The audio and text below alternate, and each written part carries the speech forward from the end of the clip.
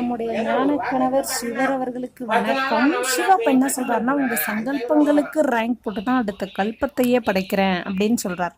அப்போ உங்க சங்கல்பம் என்னன்றதை நீங்க செக் பண்ணுங்க. அது சத்திய வழியா இருக்குமா, அது சுகம் கொடுக்குமா அப்படிங்கிறத நீங்க தான் செக் பண்ணி பார்க்கணும். இப்போ ஞானம் சொல்றீங்க அப்படின்னா எல்லாரும் கேட்பாங்க. கேட்குறவங்கெல்லாம் உங்க கூட வரணும், உங்களுக்கு வேலையாளா வரணும், அல்லது பக்தி செய்கிறவங்கெல்லாம் உங்க கூட வரணும்னா அவங்க குணம் உங்களுக்கு ஏற்ற இருக்குமா? அப்போ அவங்கெல்லாம் உங்க கூட வரணும்னு நீங்க நினைக்கிறதே முதல்ல தப்பான சங்கல்பம். அது சுகம் கொடுக்காது.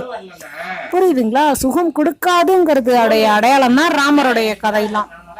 புரியுதுங்களா? அப்போ அந்த ராமருடைய கதையில சில பாட்டு சங்கம யுகம், சில பாட்டு சக்தி யுகம், திரேதா யுகம், துவாபர யுகம், கலியுகம், மொத்தமா 5 யுகத்தை சேர்ந்த கதைகளும் அதுல இருக்கும். அதை நீங்க தான் செக் பண்ணி பார்த்துக்கணும், இது எந்த யுகத்தோட கதை அப்படின்னு. அப்போ சிவப்பா முரளியை படிச்சாதான் தெரியும் சக்தி யுகம்னா